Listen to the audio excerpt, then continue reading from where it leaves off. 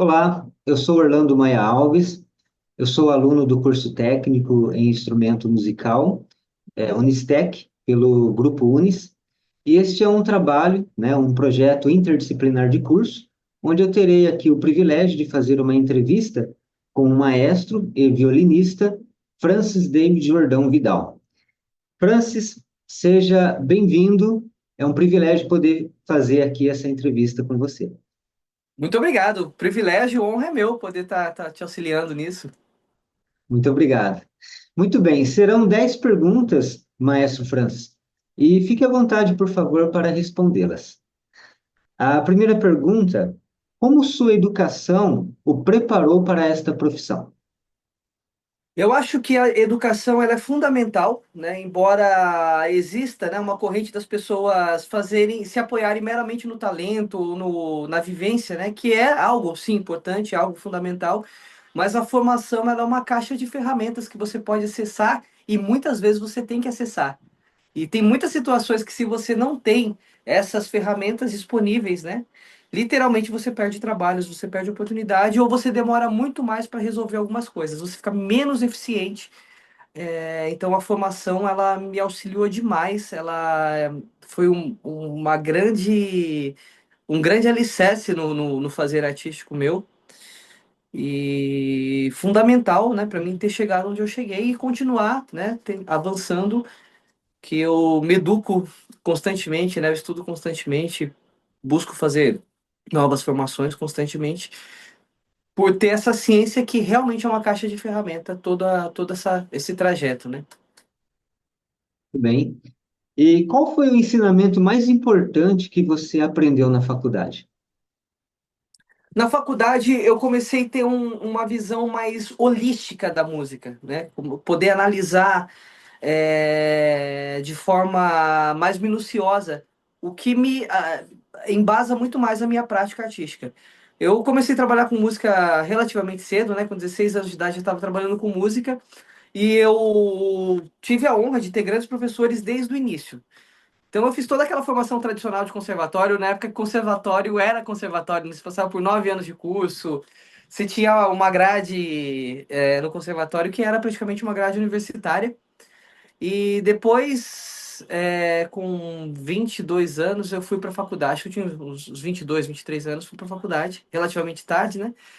E fundamentou ainda mais nessa questão dessa base, que eu já, muito conhecimento teórico eu já tinha quando eu entrei na universidade, mas fundamentou muito mais na parte de análise, por exemplo. Eu acredito que eu cresci muito, né? E me apaixonei por análise musical, que é uma coisa que deixa a minha prática muito mais concisa, né? Eu consigo entender melhor a gente às vezes quer expressar a nossa música puramente por emoção, né? Isso tem que acontecer, mas quando você tem também a capacidade de analisar o que está acontecendo, né? Conseguir entender ali como está desenvolvendo um elemento motívico, como que a forma daquela música, os pontos culminantes, o que está acontecendo na estrutura harmônica, que tipo de contraponto está sendo usado. Isso vai deixar a sua prática muito mais rica, né? Então, o conhecimento volto naquilo que eu disse, né? É uma ferramenta. Então, o conhecimento que eu digo que eu adquiri mais importante na universidade, o que me marcou, eu acho, na época foi o desenvolvimento da capacidade de fazer análise musical de forma mais ampla, de forma mais minuciosa. E que curso você fez que contribuiu de forma mais efetiva para a sua performance nesta profissão? Hoje eu tô mais ligado à performance musical mesmo, né? Então eu sou músico de palco, faço concertos, faço apresentações, eventos, gravações. Então as aulas práticas, né, com grandes professores foi o que mais efetivamente me preparou para isso. Mas todas as outras formações, elas apoiaram de forma significativa. Tudo que eu fiz, tudo.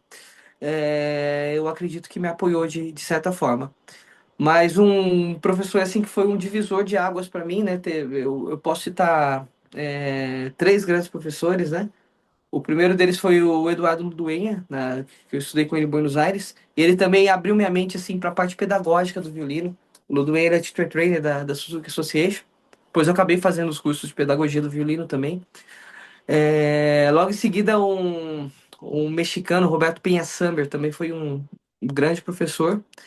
E o cara que mudou assim minha forma de tocar e que até hoje é meu mentor é o Eric Lehninger, né? Um músico alemão que é incrível, assim. O Lehninger, tanto no violino quanto na regência orquestral, ele realmente ele é um mentor de performance, um treinador da minha performance, um cara que apoia em tudo na prática. O Lehninger tem tanto esse conhecimento acadêmico, teórico, quanto a vivência prática, né? Ele foi criança prodígio, enfim, com 13, 14 anos estava tocando nas grandes orquestras da Europa, tocou muito como solista, veio aqui pro Brasil, fundou outro brasileiro, enfim.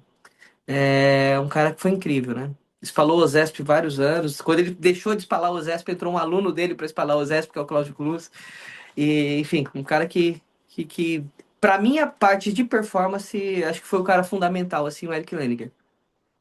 Os Grandes, cursos que eu fiz e que faço com ele até hoje, né? grandes mestres, hein? E qual é a principal qualidade técnica e intelectual, em sua opinião, para ter um bom desempenho profissional no mercado de trabalho nesta profissão? Capacidade técnica, eu acho que conhecer o instrumento, né? Porque você tem que conhecer a escola do instrumento. Quando eu digo conhecer a escola do instrumento, conhecer toda a tradição que veio, onde chegou e o que você pode usar disso, né? E o que você deve usar disso. Porque o que você pode é uma coisa e o que você deve é outra, né?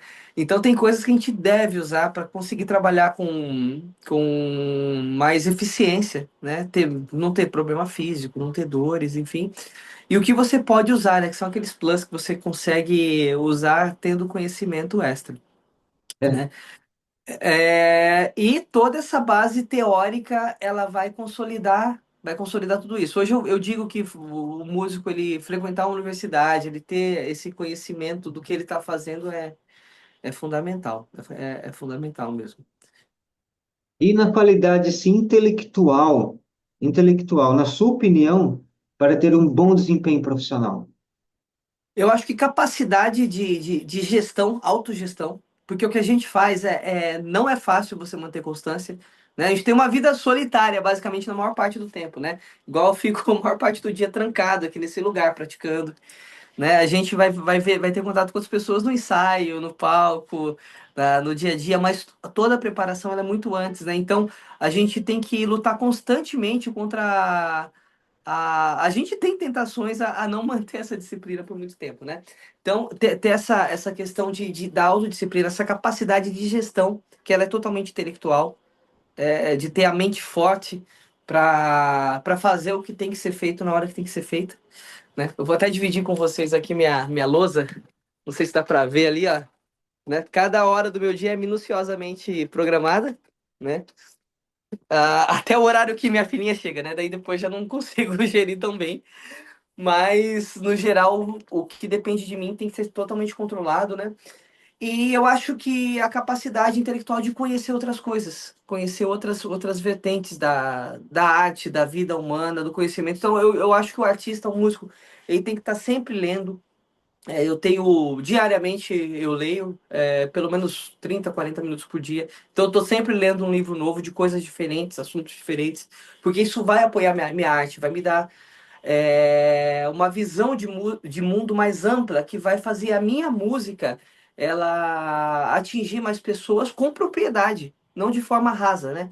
Hoje em dia a gente está vivendo um mundo que tudo é muito raso, né? A gente está vivendo. Antes era a era da Wikipedia, né? Então aquelas pesquisas que você precisava fazer, ler livros e livros, você reduzia em uma página, em uma tela, né? Enfim, isso deixou as pessoas preguiçosas em vários sentidos, só que tudo ficou muito mais raso. E agora a gente está vivendo uma vertente que a Wikipedia já começa a ser algo cult, né? As pessoas querem os resultados muito mais rápido.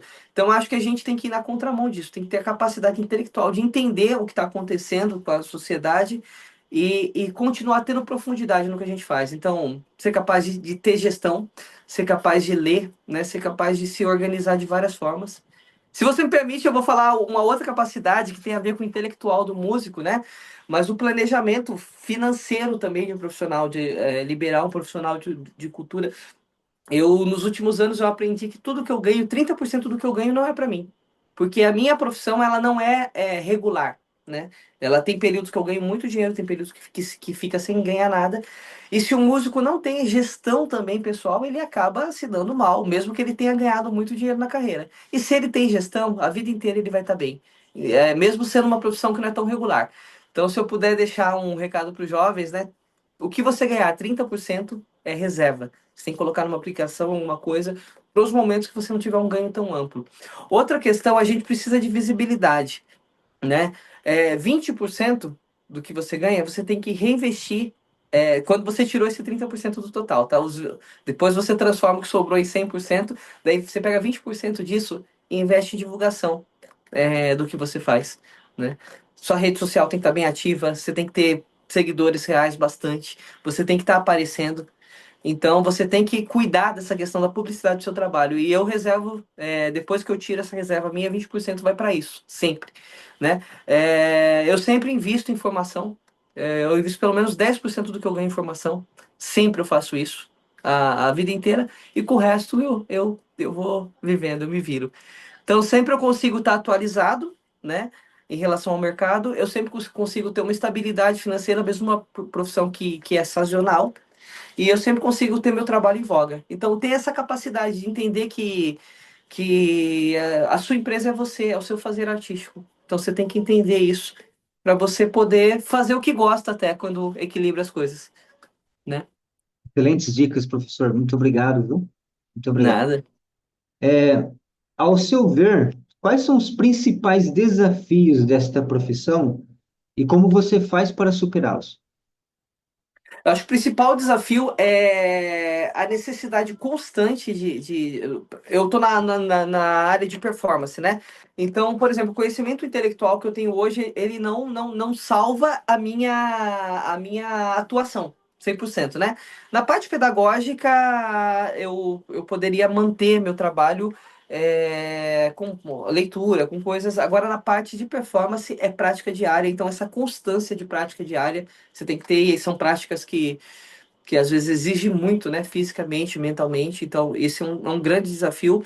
E o outro desafio é o desafio mercadológico, né? A gente, mesmo em 2025, a gente tem uma alta desvalorização da nossa profissão ainda, né? Porque por mais que o músico esteja relativamente valorizado, né? Um músico super experiente, né? Hoje ele ganha relativo a um médico recém-formado, por exemplo, um cara que está muito bem na profissão. Então a gente estuda pra caramba, então a gente vê uma alta desvalorização da nossa classe profissional, né? E, e essa sazonalidade do mercado, né? Que às vezes tem esse ápice e às vezes ele cai.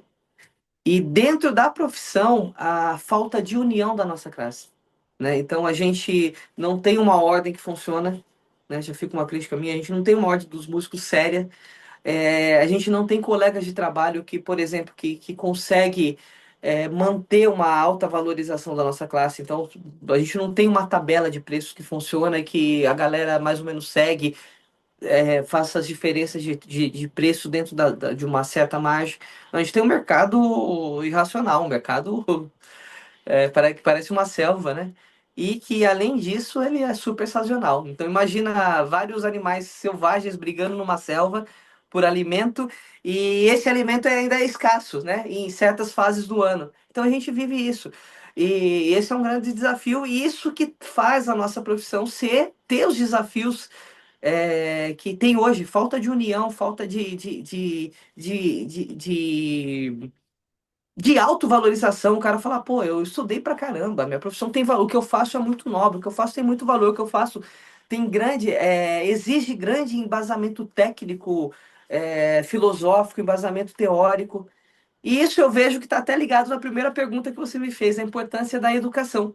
Porque muitos profissionais da nossa área não têm uma educação formal, né? Tem muito talento, tem pessoas maravilhosas sem ter uma educação formal. Eu não quero diminuir o trabalho de quem não tem uma formação acadêmica, mas essa visão de valorizar o fazer artístico, de entender como onde eu estou no mundo, né? Qual que é o meu papel aqui? Eu acho que a formação acadêmica ela te mostra isso, né? Porque você passa por várias coisas que você não pode se apoiar só no talento, e daí você começa a ver o que você abriu mão para chegar naquilo, o que você investiu financeiramente para chegar naquilo, e daí você começa a se valorizar.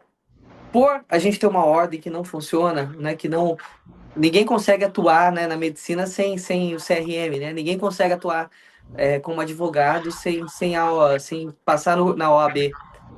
E na nossa profissão acontece muitas coisas que acaba tendo essa desvalorização, né? Espero que isso seja diminuído, né? Eu percebo que está melhorando, mas que seja resolvido a médio prazo. Maestro Francis, e como que você faz para superar esses desafios?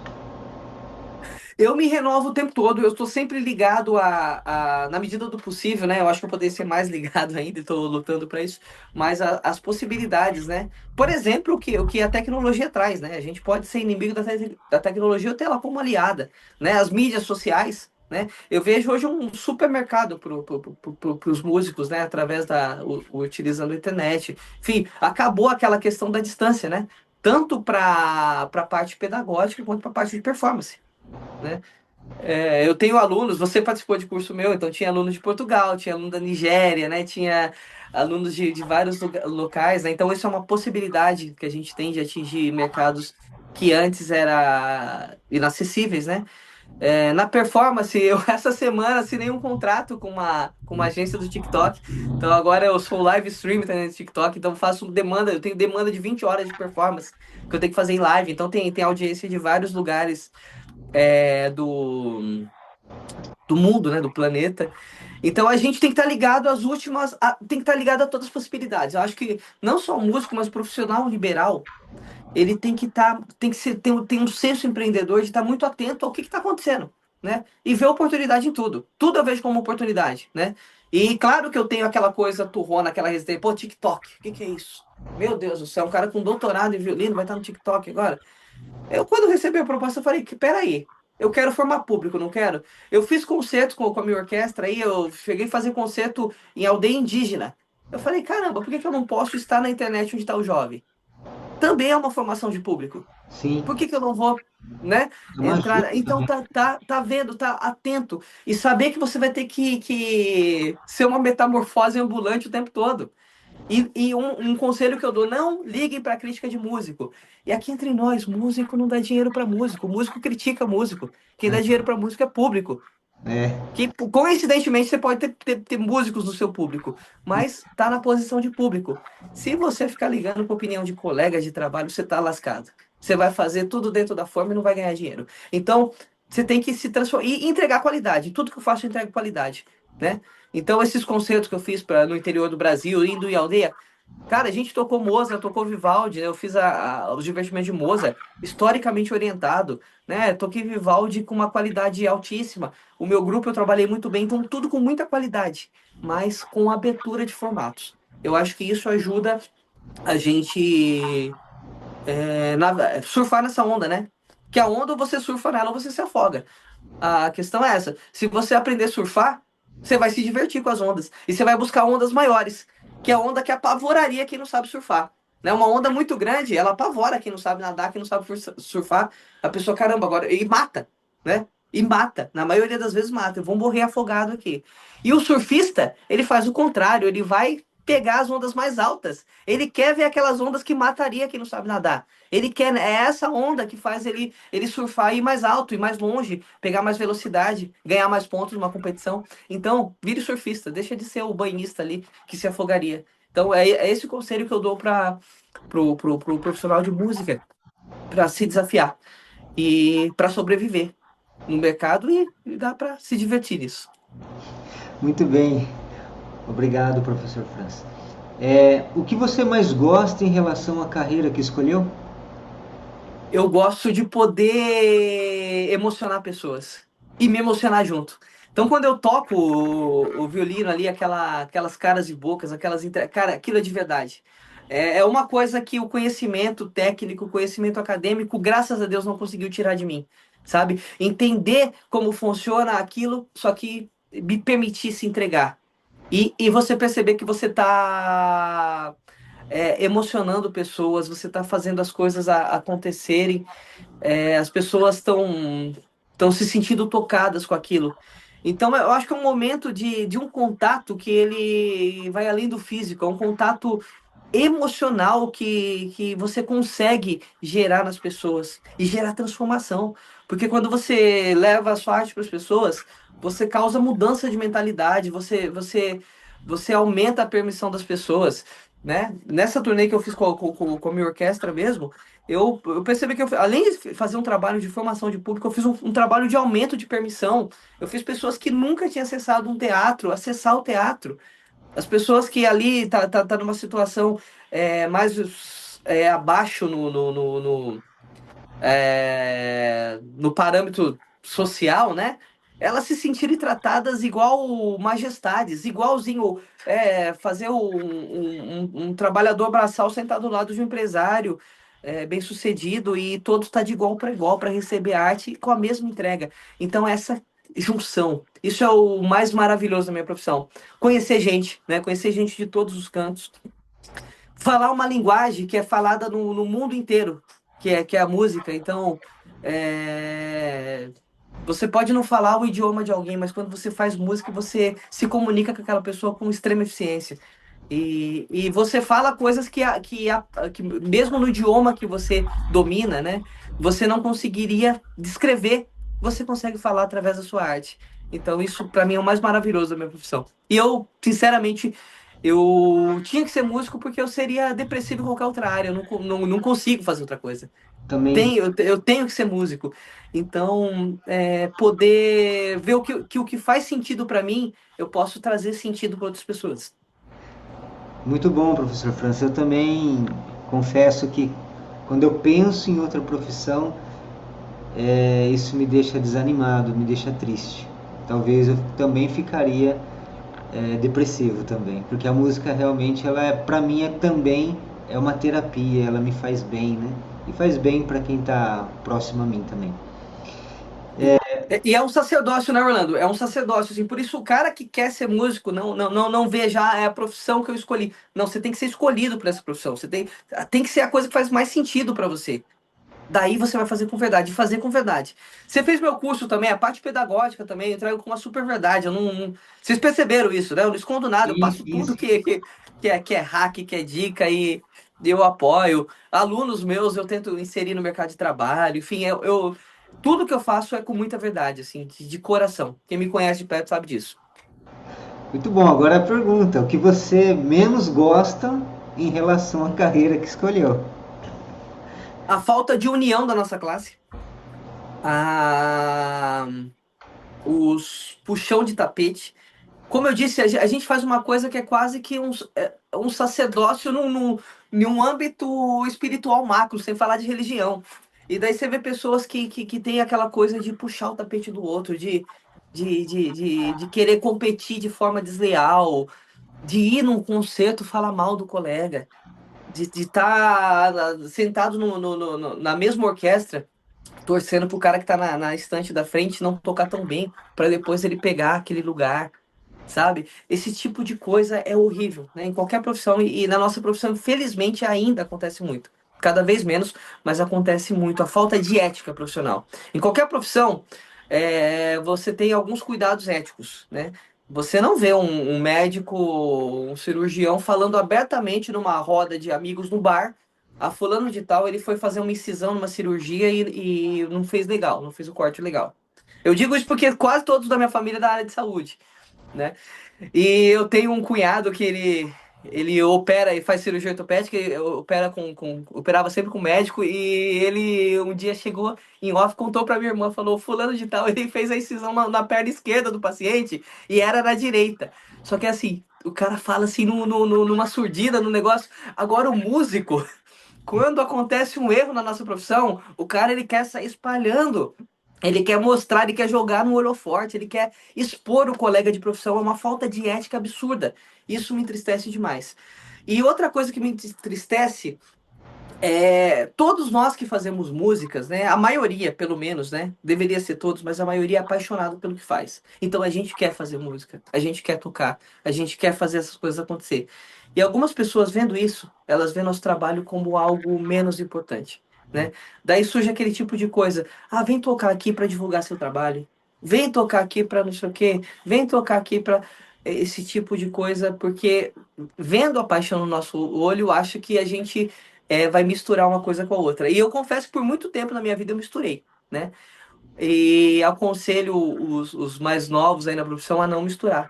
Você é apaixonado, você adoraria estar fazendo aquilo, mas entre adorar estar fazendo e fazer outra coisa. É saudável você. Esses dias eu vi uma entrevista do Derico, num podcast. O Derico, inclusive, é amigo meu, a gente tocou algumas vezes juntos. E o Derico falou uma coisa muito interessante. Falou, você ter vontade de tocar é uma coisa, agora você tocar é outra, né? E falou, às vezes o cara vai te chamar para um churrasco, leva o sax, né? No caso dele. Você vai para algum lugar, leva o violino.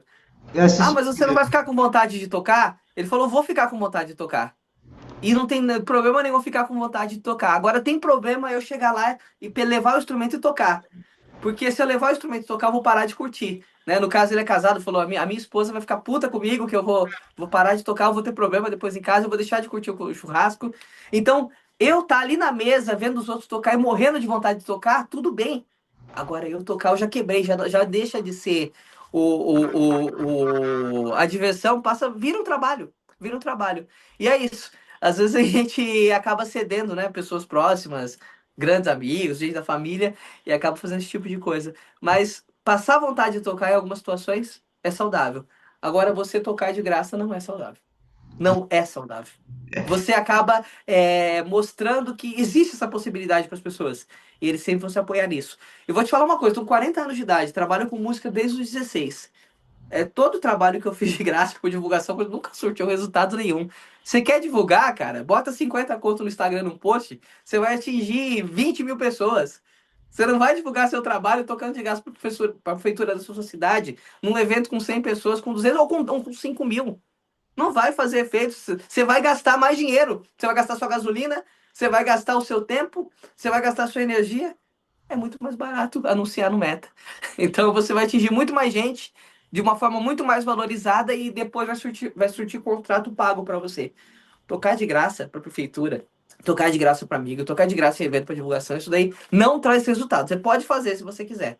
Mas a divulgação que você faz ali, nenhum é lead aquecido. Ninguém vai te dar fazer um contrato legal. Então, não faça isso. Muito bem, maestro. Francis, a gente tem só 8 minutos, tá? Para encerrar a entrevista. E eu tenho aqui mais 3 perguntas. Se puder compactar, por gentileza. Sim, com certeza. Boas respostas, maravilhosa, mas o tempo infelizmente não permite. Como que você vê o desenvolvimento da sua área de atuação no mercado profissional? Eu vejo que está evoluindo bastante. Eu vejo que o mercado tem grandes possibilidades, né? Se a gente tiver uma visão aberta. Então, eu atuo tanto na música de concerto, como regente, como solista. Eu atuo em eventos. Eu atuo em gravação. Agora eu estou nessa daí do live streaming, então eu vejo que tem possibilidades imensas. Você tem que saber enxergar. Então, possibilidades existem. Só que você tem que sair da caixa, tem que sair da corrida dos ratos e fazer coisa que não tem ninguém fazendo. Então, se você for capaz disso, eu sou muito otimista. Eu acredito muito na minha profissão e eu sou feliz com a minha profissão. Eu consigo ter uma vida decente, uma vida digna e pelo histórico de vida que eu tive, de onde eu vim, eu fiz a melhor escolha. Muito bom, excelente. Na sua opinião, qual que é a importância de aprender teoria musical, no caso, aprender a ler e escrever música? Eu acho vital. Você aprender teoria vai fazer você ser mais eficiente, mais rápido para resolver as coisas. E na nossa área, tempo, na qualquer área, tempo é dinheiro, literalmente, tá? Você vai ter mais possibilidades, mais campo de trabalho. Eu vejo muitos colegas de profissão que às vezes são músicos excelentes e acabam sendo limitados a tocar em lugares que não pagam tão bem, e perde um monte de oportunidade. Hoje, um músico que ele domina a teoria musical, que ele tem uma formação acadêmica, se ele gostar de estabilidade, ele consegue prestar um concurso. Se ele, na fase que a parte de performance não está tendo muito mercado, ele consegue atuar na parte pedagógica. ele consegue gerar várias coisas. A teoria, ela, eu digo que é obrigação, princesinha, não balança a câmera não. Minha nenezinha que tá balançando a câmera, papai. Ela é fundamental para apoiar a profissão. Tá ali na caixa de ferramenta, né? Das ferramentas importantes que a gente tem e necessárias, sem contar que amplia significativamente a possibilidade de atuação profissional. Muito obrigado. Não pode, princesinha? Tá com a futura ou pianista, não sei. Ela já, a Angeline já sabe o que vai ser quando crescer? A Angelina, quando tá perto de mim, ela fala que vai tocar violino. Quando tá perto da mãe, ela fala que vai tocar cello. Ela tá puxando o saco dos dois, Não, tá bom, né? tá bom. Ó. Mas, consequentemente, ela vai começar no violino, porque é menor, né? Quando ela crescer.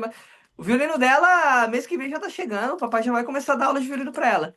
Já faz percepção comigo sem perceber, viu? Já reproduz células rítmicas, assim, com precisão absoluta.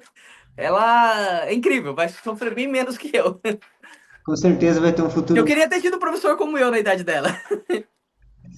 E a Mandela também é uma musicista incrível. Mandela é uma violoncelista incrível, assim, com uma formação muito sólida, né? E grande educadora também. Então, ela tá bem servida nesse sentido. Que bom. Última pergunta, professor Francis. No início de sua carreira, você passou por alguma dificuldade por não saber ler partitura? Então, Orlando, eu desde o começo, eu tive a sorte de começar já tendo orientação de leitura, né? Eu não tive sorte de começar tendo boa orientação no instrumento, mas de teoria musical eu tive um bom embasamento. Então, essa dificuldade de leitura musical eu nunca tive.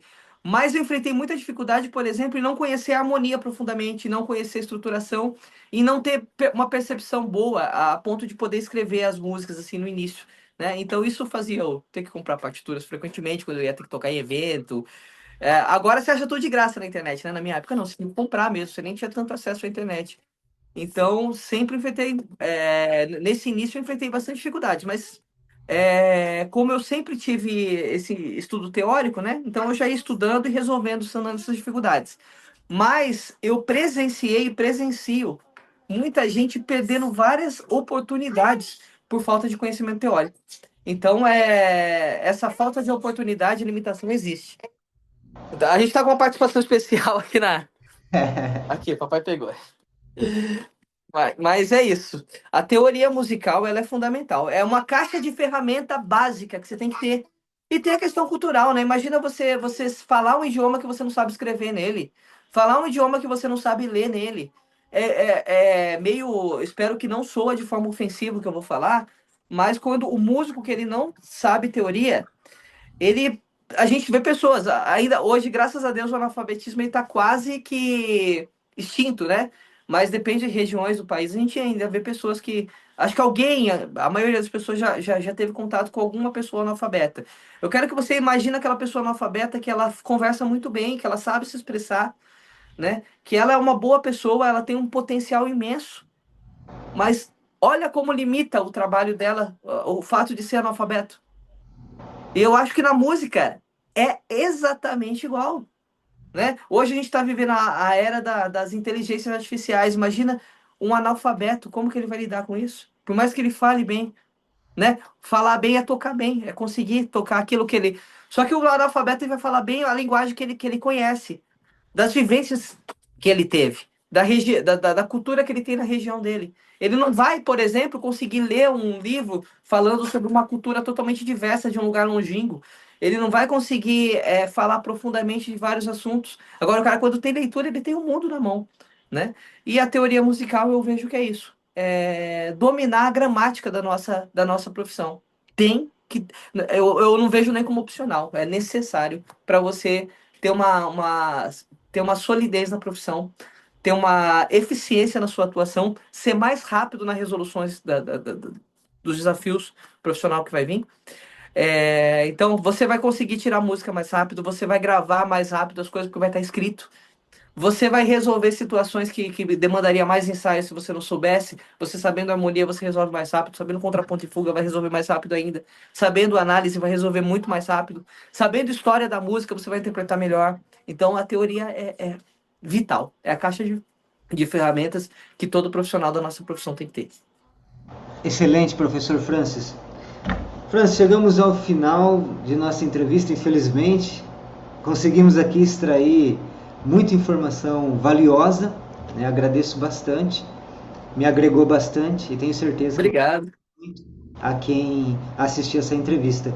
Agradeço, professor Francis, a sua disponibilidade, né, de tempo. Você é uma pessoa bastante ocupada, mesmo assim concedeu essa entrevista aqui para mim e para nós, né, porque outros irão assistir também. Muito obrigado, viu? Tenha uma Eu excelente. que agradeço. Um abraço, viu? Tchau, tchau. Tudo. Valeu, Leandro. Abração, sucesso. Aline, obrigado por colocar o pai à disposição aí para nós. Tchau, tchau, Francis. Obrigado. Tudo de De bom. nada. Tchau. Valeu.